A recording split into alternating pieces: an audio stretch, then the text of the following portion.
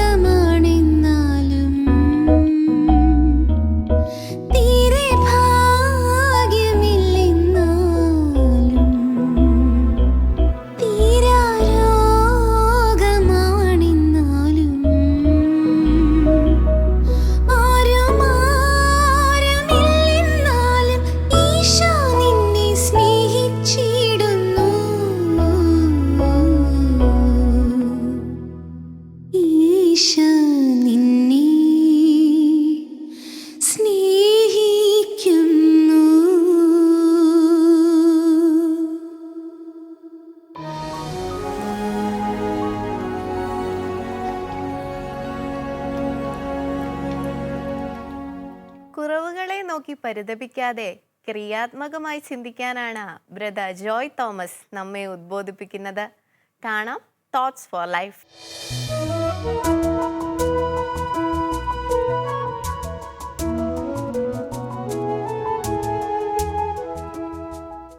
ഒരു കവിത ഇപ്രകാരം ഞാൻ വായിച്ചിട്ടുണ്ട്. അത് ആംഗലേയ ഭാഷയിലുള്ള ഒരു കവിതയാണ്. അതിൻ്റെ ഏകദേശ ഒരു വിവർത്തനം നമുക്ക് ഇപ്രകാരം പറയാം. 5 അപ്പവും 2 മീനും എൻ്റെ കയ്യിൽ ഒരു നേരത്തെ സദ്യയാണെങ്കിൽ യേശുവിൻ്റെ കയ്യിൽ അത് അനേകർക്കുള്ള ഒരു സദ്യയാണ്. ആരുടെ കയ്യിലാണ് അതിരിക്കുന്നത് എന്നത് വളരെ പ്രധാനമാണ്. ഒരു വടി എൻ്റെ കയ്യിൽ നായയെ തുരത്താനുള്ള ഒന്നാണെങ്കിൽ മോശയുടെ കയ്യിൽ അത് ചെങ്കടൽ വിഭാഗിക്കാനുള്ള ഒരു ഉപകരണമാണ്. ആരുടെ കയ്യിലാണ് അത് എന്നത് വളരെ പ്രധാനമാണ്. ഒരു കവിണ എൻ്റെ കയ്യിൽ ഒരു കളിപ്പാട്ടമാണെങ്കിൽ ദാവീദിൻ്റെ കയ്യിൽ അത് രാക്ഷസ തുല്യനായ ഗോലിയാത്തിനെ കൊല്ലുവാനുള്ള ഒരായുധമാണ്. ആരുടെ കയ്യിലാണ് അതിരിക്കുന്നത് എന്നത് വളരെ പ്രധാനമാണ്. പലപ്പോഴും നമ്മൾ നമ്മുടെ കുറവുകളെ മാത്രമേ കാണുവാൻ ശ്രമിക്കാറുള്ളൂ. എന്നാൽ ദൈവം തന്ന അനുഗ്രഹങ്ങളെ നമ്മൾ ഓർക്കാറുണ്ടോ? ജെസിക്ക കോക്സ് എന്ന വനിതയെക്കുറിച്ച് നിങ്ങളിൽ ചിലരെങ്കിലും കേട്ടിട്ടുണ്ടാകാം. 1981 അമേരിക്കയിലെ അരിസോണയിലാണ് അവൾ ജനിച്ചത്. അവൾ ജനിക്കുമ്പോൾ അവൾക്ക് 2 കൈകളുമില്ലായിരുന്നു. 2 കൈകളുമില്ലാത്ത ഒരു കുഞ്ഞ് ജനിക്കുമ്പോൾ മാതാപിതാക്കളുടെ മനോഭാവം എന്തായിരിക്കും? എന്നാൽ അവളുടെ മാതാപിതാക്കൾ ആ കുഞ്ഞിന് കൈകളില്ലല്ലോ എന്നോർത്ത് ഒരിക്കലും പരിഭവിച്ചില്ല. അവർ അവളെ പല കാര്യങ്ങൾ പരിശീലിപ്പിച്ചു. അവളെ നീന്താൻ പഠിപ്പിച്ചു ബാല്യപ്രായത്തിൽ തന്നെ. അതുമാത്രമല്ല, ഒരു നൃത്ത വിദ്യാലയത്തിൽ വിട്ട് അവളെ നൃത്തം പഠിപ്പിച്ചു. ആ നൃത്തം പഠിപ്പിച്ചതിന് ശേഷം അതിൻ്റെ അരങ്ങേറ്റ ദിവസം അരങ്ങേറുവാനായി കുഞ്ഞുങ്ങളെല്ലാം ഇങ്ങനെ നിൽക്കുകയാണ്. അപ്പോൾ ടീച്ചർ വന്നിട്ട് അവളെ ഏറ്റവും മുമ്പിലെ റോയിൽ കൊണ്ടു നിർത്തി. അപ്പോൾ അവൾ ടീച്ചറോട് പറഞ്ഞു, ടീച്ചർ, ഞാൻ മുമ്പിൽ നിൽക്കുന്നത് ശരിയല്ലല്ലോ, എന്നെ പിറകിൽ നിർത്തിക്കുള്ളൂ. എന്നാൽ ടീച്ചർ പറഞ്ഞു, സ്നേഹനിധിയായ ടീച്ചർ പറഞ്ഞത് എന്താണെന്ന് അറിയാമോ? ഇവിടെ മുമ്പിലെയും പിറകിലെയും നിരകളില്ല, ഒറ്റ നിരയേ ഉള്ളൂ. ആ പ്രോഗ്രാം കഴിഞ്ഞ് അവൾ അവിടെ നിന്ന് ഇറങ്ങി വരുമ്പോൾ അനേക കരങ്ങൾ അവളെ നോക്കി വീശുന്നുണ്ടായിരുന്നു. അത് അവളുടെ ജീവിതത്തിൽ കൊടുത്ത പ്രോത്സാഹനം എത്ര വലുതായിരുന്നു എന്നറിയാമോ? 14-ാമത്തെ വയസ്സിൽ ജെസിക്ക കോക്സ് കരാട്ടയിൽ ബ്ലാക്ക് ബെൽറ്റ് നേടി. പിന്നീട് അവൾ പഠിച്ചു, മനഃശാസ്ത്രത്തിൽ ബിരുദമെടുത്തു, ബിരുദാനന്തര ബിരുദമെടുത്തു. അവളൊരു മോട്ടിവേറ്ററായി അനേകരെ പ്രചോദിപ്പിക്കുന്ന പ്രസംഗങ്ങൾ പ്രസംഗിക്കുന്ന ഒരാളായിത്തീർന്നു. ഒരു ദിവസം അവൾ ഒരു സ്റ്റേജിൽ പ്രസംഗം കഴിഞ്ഞിട്ട് താഴേക്ക് ഇറങ്ങി വരുമ്പോൾ ഒരാൾ അടുത്ത് ചെന്നിട്ട് അവളോട് ചോദിച്ചു, കുഞ്ഞെ, ഞാൻ നിന്നോട് ഒരു കാര്യം ചോദിക്കട്ടെ, നിനക്ക് വിമാനം പറപ്പിച്ചുകൂടെ? അവളത് കേട്ടെന്ന് അമ്പരന്നു. പക്ഷെ അന്ന് രാത്രി അവൾ വീട്ടിൽ ചെന്ന് കിടന്നിട്ട് വളരെയേറെ ചിന്തിച്ചു, എനിക്ക് എന്തുകൊണ്ട് വിമാനം പറപ്പിച്ചുകൂടാ? അവൾ ആ ചോദിച്ച മനുഷ്യനെ വീണ്ടും തേടി പിടിച്ചു. അയാൾ അവൾക്ക് ഒരു പരിശീലകനെ ആക്കി കൊടുത്തു. അവളെ ഏറ്റവും നന്നായി വിമാനം പറപ്പിക്കാൻ പഠിപ്പിച്ചു. ഞാൻ നിങ്ങളോട് പറയട്ടെ, വികലാംഗയായ ഒരാൾ വിമാനം പറപ്പിക്കുന്നു എന്ന നിലയിൽ ആദ്യമായി ലൈസൻസ് നേടിയെടുത്തത് ജെസിക്ക കോക്സ് ആണ്. അവളുടെ അമ്മ അല്ലെങ്കിൽ അവളുടെ മാതാപിതാക്കൾ അവളെ ഓർത്ത് പരിതപിച്ചിരുന്നെങ്കിലോ? ആ അധ്യാപിക അവളുടെ കുറവുകൾ കണ്ടിട്ട് അവളെ പിറകിൽ നിർത്തിയിരുന്നെങ്കിലോ? ഒരുപക്ഷെ അവൾക്ക് മുന്നോട്ട് വരാനായിട്ടുള്ള സാഹചര്യങ്ങൾ തുലവും പരിമിതമായേനെ. ഒരുപക്ഷെ നാം വിദ്യാഭ്യാസം ചെയ്യുന്നവരായിരിക്കാം. നമ്മൾ നമ്മുടെ കുറവുകളെ മാത്രമേ കാണുന്നുള്ളായിരിക്കാം, ഇല്ലേ? മുമ്പിലുള്ള പ്രതിസന്ധികളായിരിക്കാം എപ്പോഴും നമ്മൾ കാണുന്നത്. ഇസ്രായേൽ മക്കൾ മിസ്രൈമിൽ നിന്ന്, ഈജിപ്തിൽ നിന്ന് അവർ യാത്ര പുറപ്പെട്ടു വരുമ്പോൾ പാരാൻ മരുഭൂമിയിൽ കാദേശ് ബാർന എന്ന് പറയുന്ന ഒരു സ്ഥലത്ത് വരുന്നുണ്ട്. ആ സ്ഥലത്ത് നിന്ന് മോശ 12 ആളുകളെ തുടർന്ന് അവർ താമസിക്കാൻ പോകുന്ന സ്ഥലം നോക്കി വരാനായിട്ട് വിടുന്നുണ്ട്.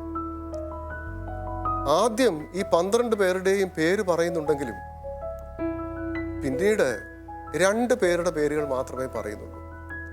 അത് ഹോശയ എന്ന ജോഷുവായും കാലേബ് എന്ന് പറയുന്ന ആളുമാണ്. അതിനൊരു കാരണമുണ്ട്. ഈ നോക്കാൻ പോയ 12 ആളുകളിൽ 10 പേരും നിഷേധാത്മകമായ റിപ്പോർട്ടുകളാണ് കൊടുത്തത്. അവർ പറഞ്ഞു, ഞങ്ങൾ ആ ദേശം കണ്ടു, അത് പാലും തേനും എല്ലാം ഒഴുകുന്ന ദേശമാണ്. പക്ഷെ നമുക്കത് ചെന്ന് പിടിച്ചടക്കാൻ പറ്റത്തില്ല. കാരണം അവിടുത്തെ പട്ടണങ്ങളെല്ലാം അടച്ചുറപ്പിച്ചു വെച്ചിരിക്കുകയാണ്. അത് മാത്രമാണോ, അവിടെ രാക്ഷസ തുല്യന്മാരായിട്ടുള്ള ആളുകളാണുള്ളത്. അവരെ പരാജയപ്പെടുത്തുക നമുക്ക് സാധ്യമല്ല. എന്നാൽ ഈ കാലേബും ജോഷുവയും പറഞ്ഞു, അങ്ങനെയല്ല, ദൈവം നമ്മുടെ കൂടെ ഉണ്ടെങ്കിൽ നമുക്കത് ചെന്ന് പിടിച്ചടക്കാൻ പറ്റും. 10 ആളുകൾ ഏറ്റവും നിഷേധാത്മകമായ മറുപടിയാണ് പറഞ്ഞത്. അവർ പറഞ്ഞു, ആ രാക്ഷസ തുല്യരായിട്ടുള്ള ആളുകളുടെ മുമ്പിൽ നിന്നപ്പോൾ ഞങ്ങൾ വെട്ടിലുകളെ പോലെ തോന്നി. അപ്പോൾ തങ്ങളെ തന്നെ വെട്ടിലുകളെ പോലെ തോന്നുകയും മുമ്പിലുള്ള പ്രതിസന്ധി ഒരു മല പോലെ നമ്മൾ കണക്കാക്കുകയും ചെയ്താൽ വിജയമെന്ന് പറയുന്നത് നമുക്ക് അപ്രാപ്യമായിരിക്കും. എന്നാൽ ആ പ്രതിസന്ധികളെ എനിക്ക് ദൈവത്തോടൊപ്പം തരണം ചെയ്യാം എന്ന് നമ്മൾ ചിന്തിച്ചാൽ തീർച്ചയായിട്ടും വിജയത്തിലേക്ക് നമുക്ക് പോകുവാനായിട്ട് സാധിക്കും. എന്നാൽ ഈ 2 ആളുകൾ, അതായത് ജോഷുവയും കാലേബും, ഈ കാലേബിനെ കുറിച്ച് ദൈവം ഒരു കാര്യം പറയുന്നുണ്ട്. എന്താണെന്നറിയാമോ? കാലേബിനെ കുറിച്ച് ദൈവം പറയുകയാണ്, my servant Caleb has A different spirit. എൻ്റെ ദാസനായ കാലേബിന് വേറൊരു സ്വഭാവമുണ്ടെന്നാണ് മലയാളത്തിൽ എഴുതിയിരിക്കുന്നത്. പക്ഷേ ഇംഗ്ലീഷിൽ എഴുതിയിരിക്കുന്നത് he has A different spirit എന്നാണ്.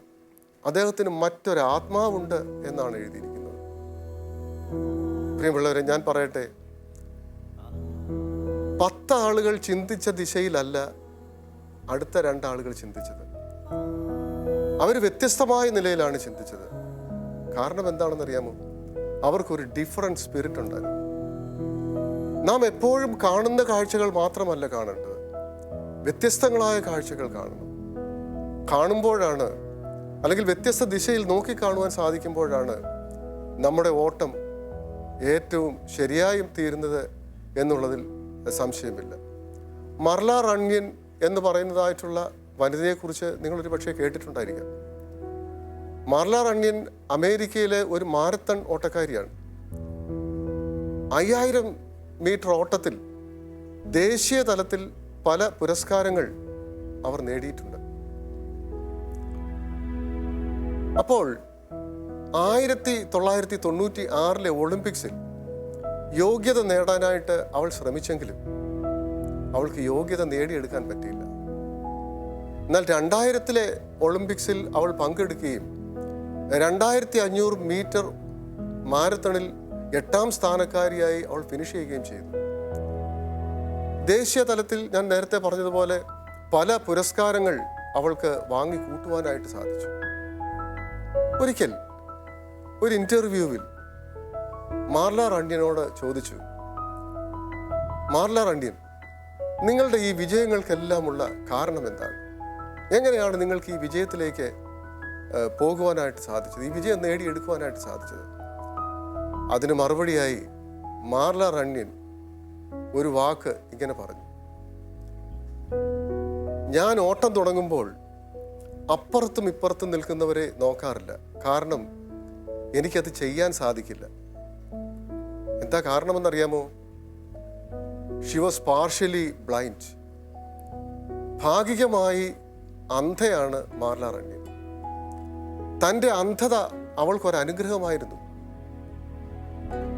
അപ്പുറത്തും ഇപ്പുറത്തും നിൽക്കുന്നവരെ നോക്കുകയല്ല, മറിച്ച് ഒരു മങ്ങിയ വെളിച്ചത്തിൽ ദൂരെ ഫിനിഷിംഗ് പോയിന്റ് മാത്രമേ അവൾ കാണുന്നുണ്ടായിരുന്നുള്ളൂ. ഈ മാർല റണ്യനെ പോലെ നമ്മുടെ ദിശ എപ്പോഴും ശരിയായിരിക്കണം.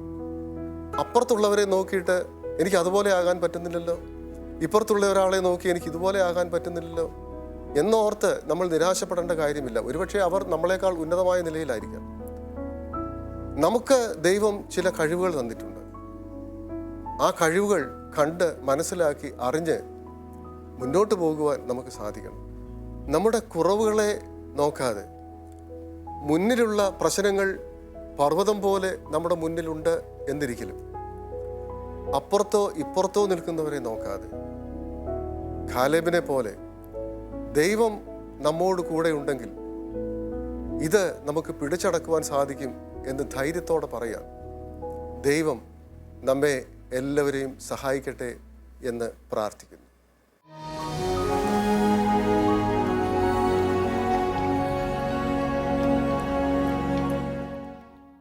പുതിയ വീഡിയോയും അതിലെ ദൈവചിന്തയുമായി നിഷ ചേച്ചി റെഡിയാണ്. കാണാം പോസിറ്റീവ് വൈബ്സ്.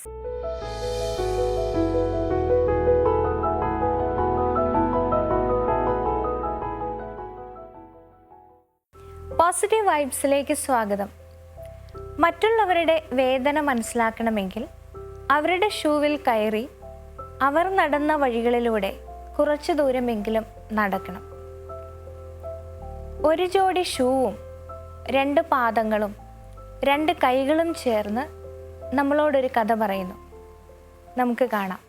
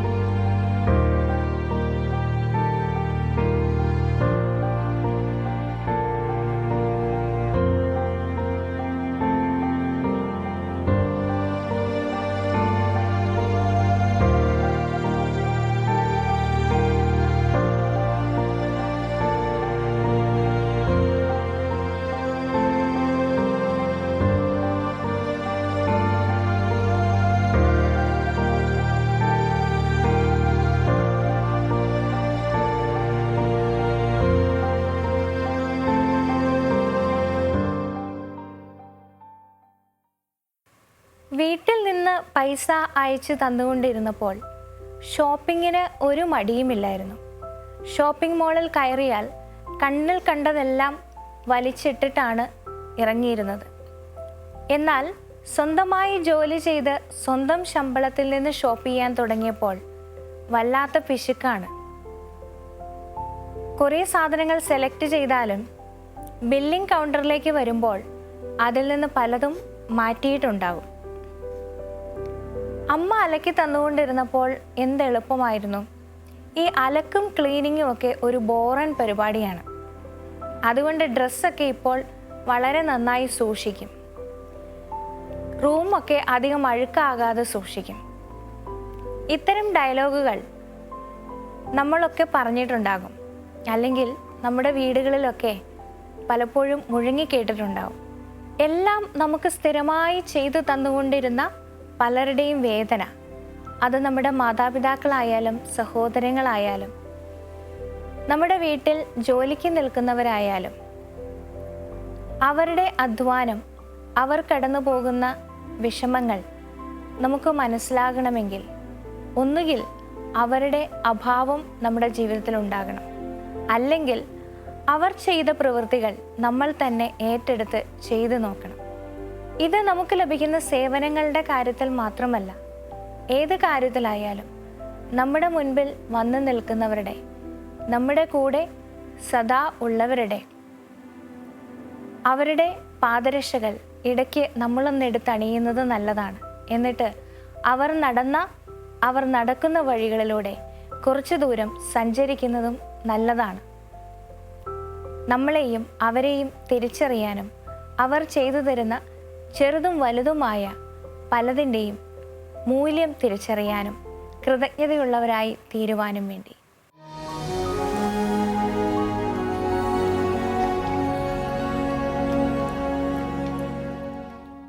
തെറ്റ് ലഘുവായിരുന്നാൽ പോലും തെറ്റിലകപ്പെട്ട ഓരോ പ്രാവശ്യവും എന്തെങ്കിലും പ്രായശ്ചിത്തം ഞാൻ സ്വമേധയാ ചെയ്യും. വിശുദ്ധ ഫ്ലാവിയന്റെ ഈ വാക്കുകൾ ഒരിക്കൽ കൂടി ഓർമ്മിപ്പിക്കുന്നു. ഇന്നത്തെ നിറവ് ഇവിടെ അവസാനിക്കുന്നു. അഭിപ്രായങ്ങൾ അറിയിക്കുമല്ലോ. അടുത്ത ദിവസം വീണ്ടും കാണുന്നത് വരെ പരസ്പരം പ്രാർത്ഥനയിൽ ഓർക്കാം. ഈശോ മിശിഹായ്ക്ക് സ്തുതിയായിരിക്കട്ടെ. നിന്റെ ഭാഷയിൽ